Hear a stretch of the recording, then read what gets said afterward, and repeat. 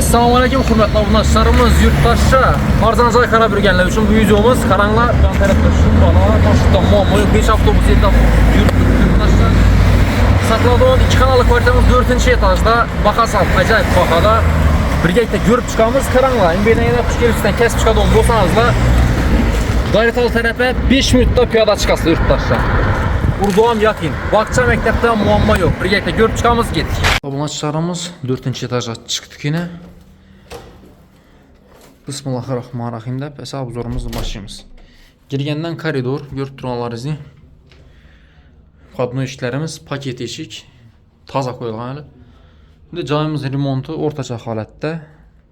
Branchetten görsətib bara verəmiz. Bir anda zal spalnemiz ikinci görsətəmiz.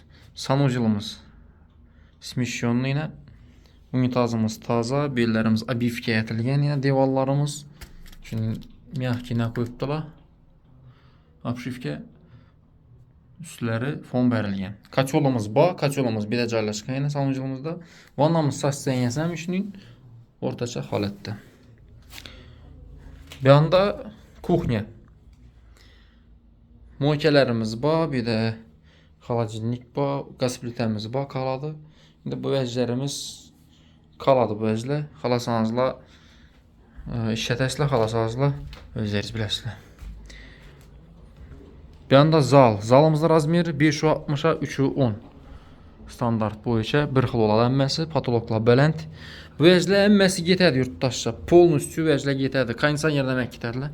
Şuna amaytip ötəli. Zato atap liniyası. Baxıda xalasa bu aynamız aqua ayna yine. Aynan teyində çubuğun bataryalar var. Bir anda spalnya. Bir anda spalnya yine.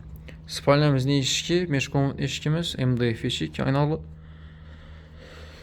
Spalnyamızın uzunluğu 560, eni 2,5. Bir xil fon verilgən merə, seri çvet. Aynalarımız aqua yurttaşça. Aynan teyində bataryalar var yine caylaşqan. Çubuğun bataryalar uzun etib qoyubdular qaranla. Bu da xalasa 100% isti oladı deyən o. Vəclərimiz atıb ötkənimizdən getədi yurttaşça. Ayaqımız teyindəki kavaranilla kaladı. Tak. 4 etajlı domumu 4. etajında. Baxasına gələdiyim bolsaq 300 milyon son üstündə səl qayıtlalı. 310-320 dəyişimiz mümkünədir.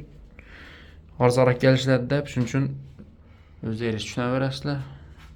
Ağzıqına qayıtladı yurttaşca. Etibarlar şu rəxmət, sağ olunla, baxmayın.